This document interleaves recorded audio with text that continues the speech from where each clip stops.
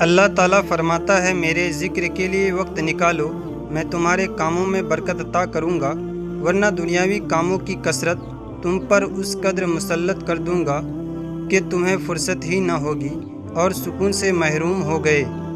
جس نے وضو کرنے سے پہلے کلمہ پڑھ لیا، اللہ تعالیٰ وضو کے ہر قطرے پر ایک فرشتہ کھڑا کر دے گا جو قیامت تک کلمہ پڑھتا رہے گا، جس کا ثواب کلمہ پڑھنے والے کو اور سب کو بتانے والے کو قیامت تک ملتا رہے گا۔ سب سے زیادہ ناپسند اللہ تعالیٰ کو وہ شخص ہے جو سب سے زیادہ جھگڑالو ہو۔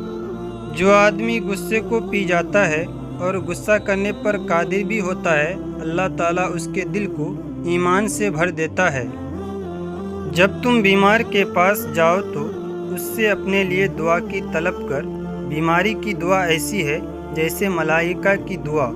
میں نے جنت میں دیکھا کثرت سے وہ لوگ ہیں جو دنیا میں فقیر تھے، جو گھر کے اخراجات اور غربت کے خوف سے شادی نہ کرے، وہ ہم میں سے نہیں ہے۔